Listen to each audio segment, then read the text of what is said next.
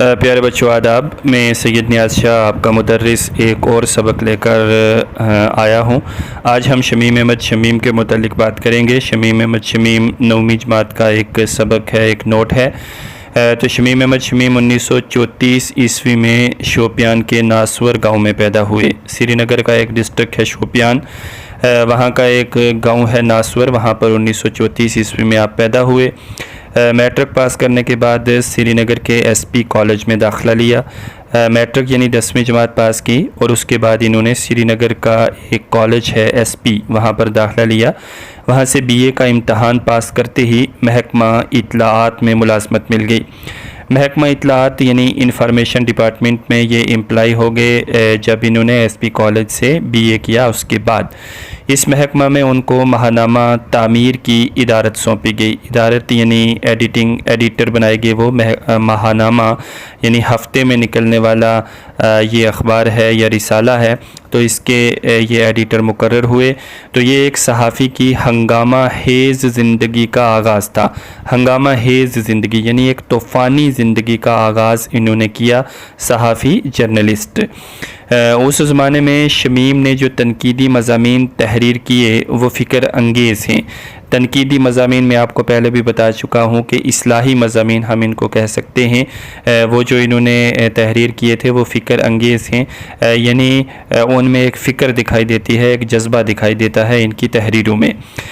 شمیم کی سیمابی طبیعت نے ان کو ملازمت سے مستعفی ہونے پر مجبور کیا۔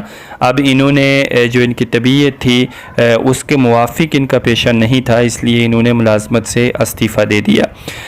چنانچہ علی گڑھ چلے گئے اور LLB کا امتحان پاس کرنے کے بعد سری نگر کی عدالت میں وکالت کرنے لگے۔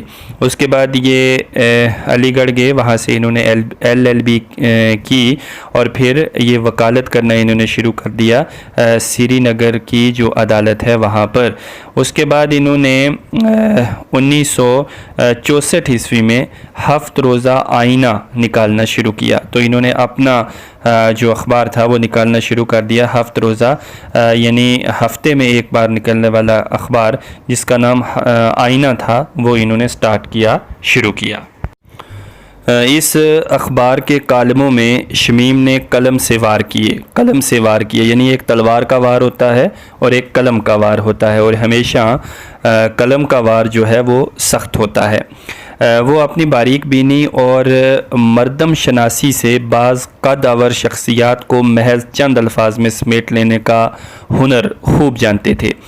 یعنی ان کے قلم میں جوہر تھا، باریک بین تھے، اور وہ انسان کی شخصیت کو پہچان لیتے تھے، اس لیے وہ بہت کم الفاظ میں لوگوں کی شخصیت کو بیان کر دیتے تھے۔